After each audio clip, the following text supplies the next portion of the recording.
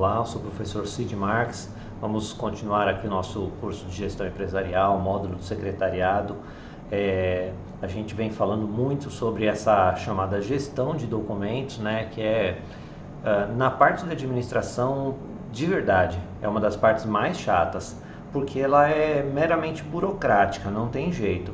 A única coisa que você faz é criar a dinâmica de estar mais próximo da informação, principalmente quando você faz a digitalização, quando você transforma isso em meios digitais para ter acesso e para controlar via programas, entendeu? Então você passa a ter um recurso muito mais fácil de trabalhar, tá certo? Então vamos dar continuidade ao que a gente vinha trabalhando, né? Essa continuidade, a gente estava falando sobre a questão dos riscos, né? A gente falou no bloco anterior sobre a falta de visibilidade, sobre falta de padronização, da questão da segurança, e fechamos o bloco anterior falando sobre essa questão dos documentos fiscais. Até eu dei o exemplo de uma situação que eu passei na empresa, tal. Agora, em relação à perda de dados, né, que é essa parte que é colocada aqui, você tem uma situação que, óbvio, né, quando você envolve toda a documentação feita em papel, o seu risco é de acidentes, né? Tipo um incêndio, uma enchente, um desabamento do prédio ou coisas do tipo, né? Porque na prática, fora isso, você pode ter problemas com insetos, né? Como cupins, ratos, baratas, traças, que alguns desses insetos, animais, eles acabam de certa forma roendo o papel, né? E a informação acaba de repente sendo perdida, né? Agora, a perda digital desse documento, ela é um problema, porque quando você gera o documento digital, o que você espera é que você tenha acesso irrestrito a essa informação. E se você observar, por exemplo, na nossa vida real, o que a gente vem trabalhando, a gente está criando, de certa forma, uma dependência, né, dessa parte de informação, que essa dependência ela é relativamente perigosa. Talvez eu já tenha falado isso para vocês, né? Eu sou de um tempo, né, que é diferente do de vocês. Claro, eu não vou dizer que é melhor ou pior, eu tenho o meu sentimento, eu acho que o meu tempo é muito melhor do que o de vocês, mas porque é óbvio, todo mundo pensa assim, né? Se você for fazer uma avaliação, você fazendo a avaliação, você vai falar assim, não, professor, de jeito nenhum, eu acho que o meu tempo é melhor do que o seu. Então é uma avaliação pessoal, mas acho que o mais importante é que é uma avaliação da diferença dos tempos, né? Eu, por exemplo, quando eu guardava informação, quando eu comprava algum produto, alguma coisa, tinha os manuais, eu guardava tudo, as notas fiscais por questão de garantia. Às vezes você tinha produtos que você comprava com garantia de 3, 5 anos, então você tem que guardar tudo isso, né? Hoje, por exemplo, você compra um veículo, um carro, o manual do carro, ele vale um dinheiro, de tanto que as pessoas guardam isso, tem pessoas que perdem, então a pessoa vai lá e compra o manual do carro, então é extremamente importante você guardar esse tipo de coisa. Só que antigamente tinha um detalhe que assim, ninguém tinha celular, então não tendo celular, a gente não guardava um monte de informação da forma que você guarda hoje em um único aparelho, então você tinha que decorar o telefone da sua mãe, o telefone da sua casa, o telefone do seu pai, o telefone dos seus irmãos, da sua namorada, do seu namorado, assim, dos amigos. Então você tinha um perfil, até data de aniversário você decorava de quase todo mundo da família, tal. Hoje em dia o celular lembra de tudo. O celular me fala quem está fazendo aniversário naquele dia, quem vai fazer amanhã, quem fez ontem, se eu mandei parabéns ou não. Me fala, por exemplo, se eu estou próximo da casa de alguém, ou se tem alguém próximo de mim. O celular, ele meio que conversa com a gente. Não é o meu caso, mas o celular da minha filha fica lembrando ela de tomar água. Ela criou uma rotina no celular de lembrar para ela tomar água. Então, assim, o celular faz parte da vida da gente. Agora imagina o seguinte, perdi o celular, estou sem internet. Olha o problema que você tem na mão, de você estar num lugar e você ter que ligar para sua casa e você não saber o telefone da sua casa, né? Quantas pessoas que já aconteceu isso? Então, o problema da dependência dos equipamentos eletrônicos gera um problema sério. Por isso que é importante, quando você fala de organização de documentos, de gerenciamento de documentos, é importante você saber que tem muitos desses documentos que você precisa dele no papel. né? Não tem jeito de você viver sem o papel, porque numa situação de perda você acaba gerando a necessidade da procura, da busca da informação no papel, você entendeu? Então, quando aqui a gente fala sobre essa perda de dados, né? Ele diz o seguinte, ó: alguns serviços que gerenciam documentos não têm os processos e a capacidade de armazenamento necessária de todos os seus arquivos.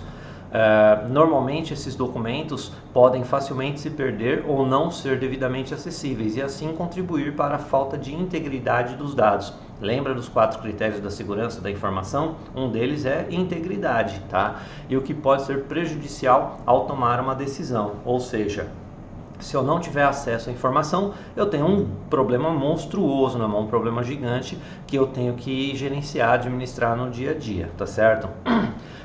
Outra coisa, a gente vai ver até um pouco mais para frente, eu vou até fazer questão de pular aqui, ó, porque eu quero aqui falar sobre essa parte, quer ver, ó?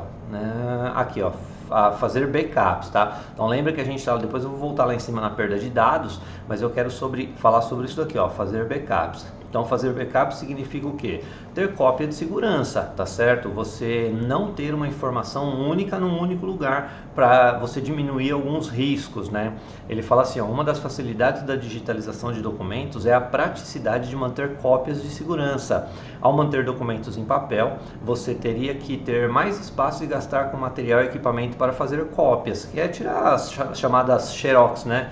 Que a gente fala, mas no caso de computadores é mais fácil, você faz cópia de segurança, você pode fazer em CD, em DVD ou num HD externo, num pendrive, qualquer lugar. A única coisa que você não pode fazer, e aí ó, vou até contar um caso para vocês aqui, é importante que vocês saibam, tá? Eu, entre todos os trabalhos que eu faço, eu presto serviços de consultoria para algumas escolas públicas. Provavelmente a escola que você estuda, o professor Cid, já esteve lá fazendo uma manutenção em computadores, ou ensinando alguns professores a trabalhar com algumas ferramentas, no caso dos computadores e tal. E uma dos serviços que eu fiz foi numa escola que a diretora tinha concentrado num único computador todas as informações da vida de todos os professores, de todos os funcionários, de tudo que acontecia na escola, e ela estava com medo. Parece que alguma coisa estava dizendo para ela que alguma coisa iria acontecer com o computador, e efetivamente pode. Você pode queimar um HD, você pode sofrer uma série de coisas. Aí o que eu fiz? Eu pedi para ela comprar pendrives, né, de uma certa capacidade, que seria suficiente para fazer cópia daqueles arquivos.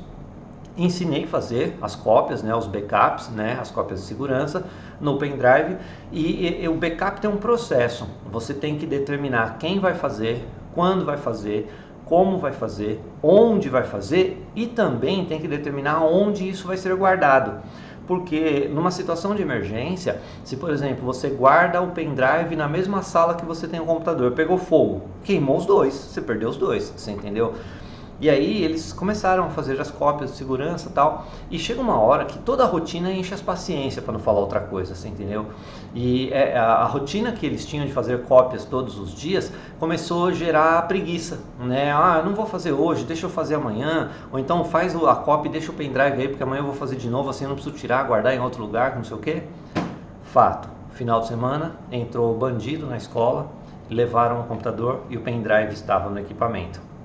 Ou seja, a escola perdeu, além do computador, perdeu todos os dados que estavam no computador e também o pendrive, que era a cópia de segurança. Ou seja, não adiantou absolutamente nada fazer a cópia, você concorda comigo? Foi um trabalho a mais que foi gerado e não resolveu em nada, porque ele não estava guardado o backup no local correto. Então, quando você cria uma política de segurança, essa política de segurança ela tem que ser fiel, por mais que ela seja chata, por mais que você tenha a questão da preguiça que envolve, isso é normal, todo mundo passa por isso, não pensa que é só eu, só você, todo mundo vai passar por isso um dia, de falar, deixa aí, amanhã eu faço, se eu faço todo dia, um dia não vai fazer diferença, se nunca aconteceu, por que vai acontecer hoje, sabe aquela história? Mas, infelizmente, um dia acontece.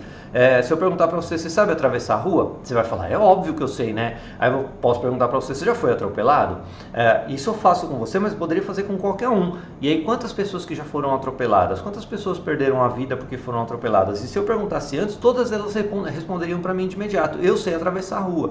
Mas um dia acontece, você entendeu? Então, a gente tem que estar atento a essas possibilidades de erros, coisas que acontecem com a nossa informação, que eu não posso gerar esse tipo de problema. Então, pensando dessa forma, fazer backup e determinar a rotina, colocar escrito no papel, e a pessoa que vai ser responsável por isso, ela vai ter que fazer tudo no passo a passo, o tempo todo ela vai ter que estar acompanhando e fazendo exatamente como foi planejado, com o nível de responsabilidade que, se acontecer algum problema e ela não fez backup, ela vai ser penalizada por isso, tá certo? Então, voltando aqui ao nosso material, a confecção dos backups, que são as cópias de segurança, né?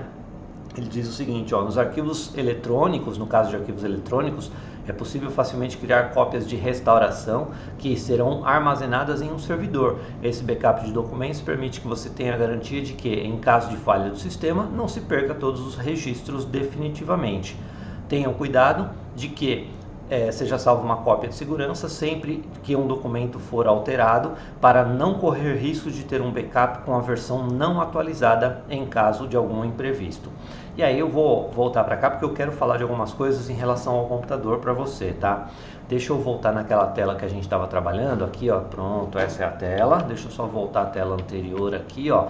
Eu vou cancelar essa tela aqui e vou voltar aqui para a aba geral, pronto. Nessa aba aqui, ó, na questão de segurança, deixa eu ver, não era bem nessa aba, pronto, isso, essa daqui, ó. Então deixa eu ver se a gente está conseguindo pegar. Pronto, seria essa daqui, ó. Deixa eu ver se é essa daqui. Não é essa. Deixa eu só colocar na tela a informação que eu quero corretamente, tá? Eu quero essa daqui. Vamos lá, deixa eu só voltar ela aqui. Pronto, essa é a tela que eu quero. Deixa eu só fechar essa tela aqui. E eu quero voltar a ela de maneira original, tá? Propriedades, deixa eu ver como que ela ficou aqui. Propriedades, tá certo. Agora eu quero que ela vá para essa tela aqui. Deixa eu ver se eu com o computador consigo capturar. Não, ele não conseguiu capturar, então eu vou refazer ela, tá? Espera só um minutinho que a gente vai chegar a ela. Então vamos lá. Captura de janela. Pronto. Isso, pronto, agora você vai conseguir ver, ó. Essa janela aqui é aquela que nós já conversamos a respeito de você clicar, por exemplo, ali no avançados, nas propriedades de um arquivo. Aí aqui do lado direito você tem a janela que representa os avançados, tá? Olha a primeira opção, o arquivo está pronto para ser arquivado. Dá para você observar isso? O que isso significa? Quando você diz que o arquivo está pronto para ser arquivado, significa dizer que esse arquivo ele não foi feito cópia de segurança ainda. Então, se ele não foi feito cópia de segurança ainda, o que vai ter que acontecer aqui? Você vai ter que fazer o backup. Esse backup que ele está dizendo, ele está pronto para ser arquivado, ou seja, ele está pronto para ser feito cópia de segurança. Quando você fizer a cópia de segurança, ele vai desmarcar esse símbolo que você está vendo aí, ó, que está do lado esquerdo dele, né? Esse tiquezinho, essa caixa de seleção que a gente fala, tá? E essa caixa de seleção, ela indica o seguinte, que quando ele está ativado, significa que o arquivo foi criado ou alterado depois da última cópia de segurança. Então você vai ter que fazer as cópias de segurança dele. Então esse é o primeiro passo que a gente tem que fazer esse tipo de avaliação, tá certo? Segundo passo é você determinar, quando você faz cópias de segurança, de que maneira que essa cópia será feita. Então, por exemplo, eu posso fazer a cópia manual, como também posso fazer a cópia automatizada. Eu posso usar recursos do próprio sistema operacional para fazer essas cópias, tá certo? E a partir do momento que eu uso recursos do sistema operacional, claro, vai depender da sua versão de programa, ou se você tem versão do sistema, ou se você tem outros programas necessários para isso, tá? Mas a partir do momento que você faz a cópia de segurança, você pode fazer cópias, e aí, ó, você tem a cópia chamada completa ou total, tá certo? Essa cópia chamada completa ou total é aquela que vai fazer a cópia de todos os dados do seu computador, tá certo? Você tem uma cópia chamada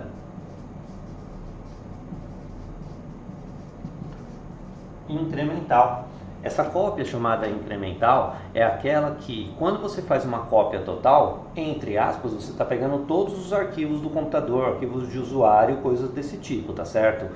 E aí, conforme você vai trabalhando, você vai criando novos arquivos e também vai alterando alguns arquivos. Você concorda? Quando você vai fazer um novo backup, você faz a cópia incremental, ele vai fazer o seguinte, ele vai olhar para essa cópia aqui, ó, e vai falar assim: os arquivos que já foram feito backup, eu não preciso fazer de novo. Então eu vou fazer somente dos arquivos novos. E os arquivos que estão lá no backup original, no backup completo ou no backup total, se eles foram alterados, eu vou guardar somente a alteração, entendeu? Então você passa a ter cópias pequenas desses backups. Não há necessidade de você fazer cópia completa o tempo todo, tá certo? Mas é importante sim que você tenha cópias. Se você falhar na hora de fazer cópia, vai ser um grande problema. Um outro caso que a gente tem que tomar cuidado é assim. Aconteceu, né, o ano passado várias vezes, aconteceu esse ano várias vezes, né? Quando você fala de informação digitalizada, significa que essa informação está guardada no computador, correto? Ela é sua, só você tem acesso, só você já definiu quem vai ter acesso a essa informação ou que tipo de acesso que a pessoa vai ter a essa informação. Só que nós temos os chamados invasores. Os invasores são os hackers, né? Um hacker é uma pessoa que tem conhecimento suficiente para fazer uma invasão no sistema. É uma pessoa que vai ter possibilidade, até pelo conhecimento técnico que ele tem, de chegar até a informação. E se por acaso isso acontece, se ele chega até a informação, significa que ele pode ter acesso indevido a essa informação, porque ele fez uma invasão no seu computador. Ele pode fazer uma alteração não autorizada a essa informação. Aí ele quebra a autenticidade, ele quebra a integridade, ele quebra a confidencialidade, ele quebra tudo, tá certo? Como também esse cara, ele pode ser só um bandido buscando dinheiro. Aí você fala, mas eu não guardo dinheiro no meu computador, mas ele pode criar uma ferramenta automática. Essa ferramenta é chamada de malware, que tecnicamente todo mundo chama de vírus, tá certo? Mas malware significa programa malicioso. Existe um tipo de malware que se chama ransomware. Esse programa malicioso criado pelo atacante, sabe o que ele faz? A partir do momento que ele chega no seu computador, ele vai fazer a criptografia, que nós já discutimos bastante aqui, né, sobre a criptografia, que é pegar os dados e transformar ele de uma forma que ele fique ilegível, tá? Aí você fala, mas o invasor vai fazer a criptografia, sendo que a criptografia é justamente para evitar de ele ler? Então, se ele faz a criptografia, você concorda que é ele que vai ter a chave de acesso? Ou seja, ele criptografa todos os dados do seu sistema e coloca uma mensagem na tela: os dados do seu computador estão sequestrados.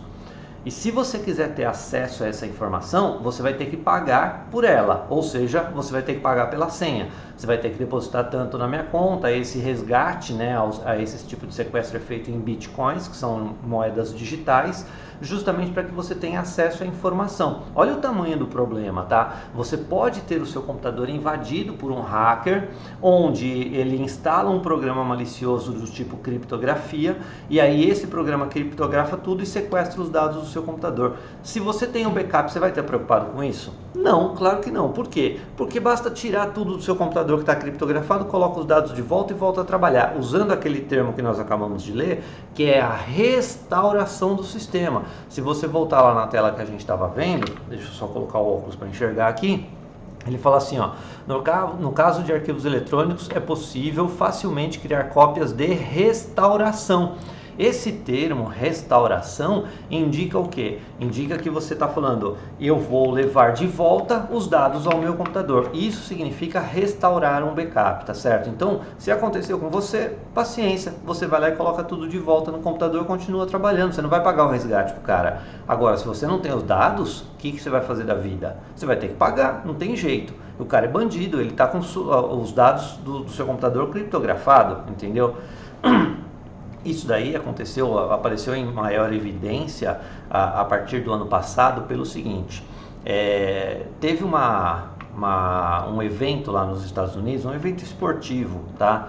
E os Estados Unidos é o grande alvo de tudo que é ataque terrorista que tem na vida, tal. Todo mundo sabe disso, né? E aí os terroristas, eles atacaram esse evento, né? Soltaram uma bomba lá, matou um monte de gente, tal. E aí o governo americano chamou a chamada Agência Nacional de Segurança, né, a NSA, para que eles fizessem uma avaliação de vulnerabilidades. E aí eles começaram a procurar para ver onde que estavam as falhas de acesso, a informação que foi acessada de maneira indevida, ou seja, eles começaram a procurar, e aí eles foram em portos, aeroportos, rodoviárias, ferroviárias, e aí eles começaram a perceber o seguinte: olha, a gente não está achando vulnerabilidade, mas tem uma coisa comum entre todos os acessos ao nosso país: computador. Significa que qualquer pessoa do mundo, se tiver conhecimento técnico, pode invadir os computadores. E eles começaram a procurar nos computadores uma vulnerabilidade e encontraram uma falha no Windows, que é o sistema operacional dos computadores usado pelo governo americano, uma falha assim grotesca que nunca ninguém descobriu. E ao invés de eles chamarem a Microsoft, que é o desenvolvedor do software de controle do computador no sistema operacional, eles chamaram uma coletiva de imprensa e avisaram para o mundo todo que eles acharam uma vulnerabilidade. Pior, eles falaram qual era a vulnerabilidade. E o que um hacker quer da vida? Ele quer saber uma vulnerabilidade para ele atacar essa vulnerabilidade. A partir desse momento, eles sabiam que o sistema de todos os computadores do mundo inteiro estavam vulneráveis. Bastava que eles criassem o quê? Um programa malicioso de criptografia, justamente para que, se chegasse aos computadores, eles poderiam solicitar resgate de qualquer computador do mundo. Tem gente que não tem nada no computador, simplesmente apaga e começa de novo, instala de novo o sistema, isso não faria a menor diferença. Mas e as empresas que têm todos os dados colocados no computador? Se eu não tenho backup, eu perco tudo, você entendeu? Então, a partir desse momento, esse termo ransomware, que é um programa malicioso que a gente caracteriza ele como malware, ele é criado por hackers que têm a função de invadir os computadores para ter acesso indevido a dados, né? Que é tudo aquilo que a gente está trabalhando. Os dados são feitos a partir de bancos de dados ou de documentos, né? Então, para evitar esse tipo de coisa, a gente vai ter sempre cópias de segurança, tá certo? E as políticas de segurança, elas têm que ser, de certa forma, bastante efetivas, né, para que a gente não sofra nenhum tipo de ataque desse tipo, tá? Então vamos lá, voltando aqui em cima, né, a gente falou de perda de dados, de backup, e aí a gente fala agora de colaboração limitada. Os documentos da empresa são normalmente gerenciados como dados não estruturados em e-mails, né, em estações de trabalho individuais ou em papel. Na maioria dos casos, essas informações não são facilmente compartilhadas com todos os membros da equipe de trabalho, os quais podem precisar de acesso a documentos e não estão necessariamente na mesma localização geográfica. Aqui é a lógica daquele acesso fora da chamada intranet, né? Se você usa provedores de e-mail, provedor de mensagem, onde as mensagens estão vinculadas um a um, no caso ponto a ponto, aí obviamente as outras pessoas passam a não ter acesso a isso. Quando você gerencia tudo junto, essa colaboração ela deixa de ser limitada para ser ilimitada, ou seja, ela só vai estar limitada ao acesso autorizado de cada um, tá certo? Aí ele fala como fazer uma gestão eficiente de documentos, né? Digitalizar os papéis, né? Os documentos em papel, ou seja, fazer com que eu tenha a cópia em papel daquilo que eu preciso e a cópia digitalizada. Já é uma forma de backup, e aí no computador você vai fazer ainda mais os backups. Então ele fala, ter vários arquivos em papel, além de ocupar espaço, prejudica a produtividade e integridade dos documentos. Com a ação do tempo, os papéis tendem a desgastar, a perda da legibilidade, sem contar os riscos de incêndio, alagamentos, por exemplo, tudo aquilo que a gente já falou. Para a melhoria da gestão de documentos, o primeiro passo é a digitalização de toda essa documentação que você tiver no formato físico. A transformação de informações em papel no formato eletrônico melhora consideravelmente a eficiência dos processos, uma vez que dados digitais são facilmente recuperáveis e mais rápidos de pesquisar e administrar. Você percebeu que a gente está fechando, tá? E agora a questão da temporalidade, é o tempo, tá? De quanto em quanto tempo, como que a gente faz isso na programação. Então vamos lá, ó. Dentre os diversos tipos de documentos que uma empresa gera, cada um deles tem a necessidade de determinado tempo de armazenamento. Por exemplo, documentos relacionados à quitação de obrigações com a Previdência Social devem ser arquivados por pelo menos 30 anos. Isso daqui existe inclusive a tendência de modificação, tá? Por quê? porque até um tempo atrás nós tínhamos uma regra, né, uma lei que dizia que homens com 35 anos poderiam aposentar, mulher com 30 poderia aposentar, e isso está meio que sendo modificado conforme as leis, né? Então, quando você fala que o limite de tempo é por idade, pela soma, pelas novas regras, você não tem como limitar isso, então as empresas acabam tendo a obrigação de guardar isso por mais tempo, tá? Então, a tendência é mudança nesse tipo de coisa também, ó. Para ter um controle correto dos prazos de cada documento, você deve criar uma planilha com as respectivas datas de criação e os prazos que são necessários para mantê-los guardados e depois descartá-los. É importante que essa tabela seja definida de acordo com o tipo de documento, a sua localização e relevância. Então ele fala de temporalidade, mas não é só temporalidade, é sim o nível de relevância, o nível de importância, as planilhas que determinam que tipo de documento que vai ser guardado por quanto tempo, o início e o final de cada tempo.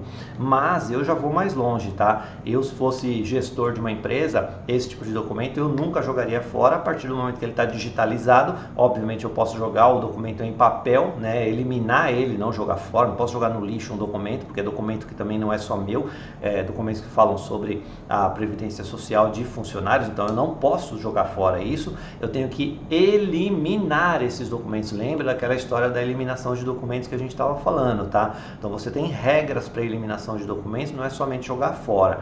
Tem documentos que você é obrigado a queimar, dar fim nele no sentido de picar ele ou coisas desse tipo, tá? E aí ele fala assim, aposte num sistema que permita a integração.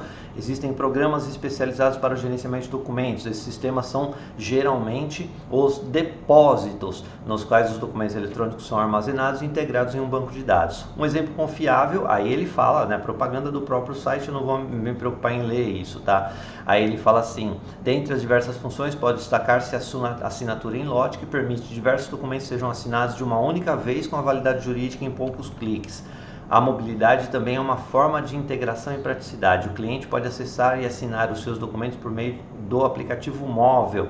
Também é possível criar permissões exclusivas de acesso para cada usuário que você cadastrar. As assinaturas têm validade jurídica e o sistema oferece toda uma infraestrutura de segurança robusta e confiável. Aqui ele está, obviamente, puxando a sardinha para o lado dele, né, do caso da assinatura digital, do certificado digital, mas isso é importante, tá? E aí eu quero chamar a atenção de você para uma coisa.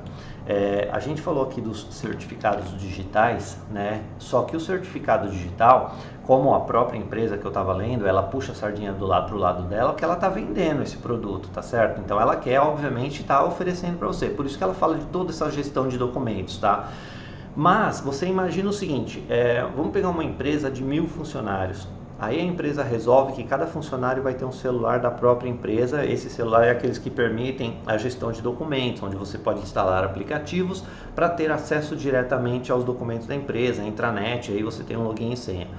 É óbvio que você vai ter que identificar esses celulares, esses tablets, e você vai ter que autenticar eles. Então eu não estou falando da pessoa, eu estou falando do equipamento. Então você precisa de um certificado digital para cada equipamento. Olha o tamanho do custo para a empresa disso, seria monstruoso, né?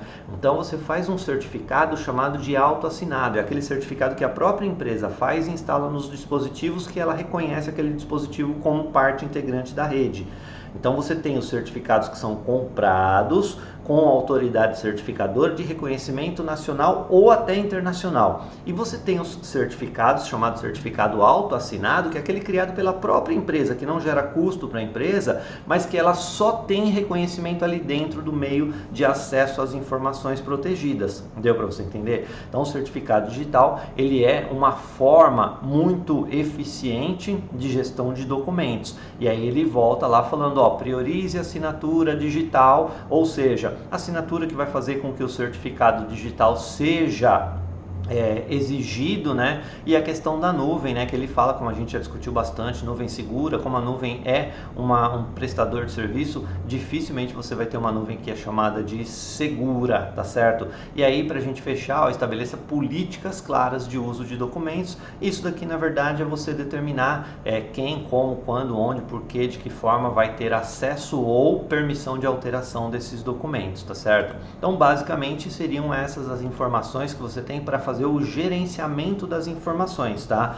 É óbvio que a política é o documento que vai dizer isso, e aí a gente vai ter que criar uma hierarquia. Então eu vou ensinar para vocês agora algumas técnicas de construção de organograma ou de identificação de organogramas, onde você pode determinar as autorizações, como nós falamos aqui, para ter acesso à visualização, à alteração desses documentos, tá certo? Mas eu vou ter que fazer isso no próximo bloco, você não sai daí, a gente já se vê para continuar falando sobre isso daí, tá bom? Até já, seguro, eu já tô voltando.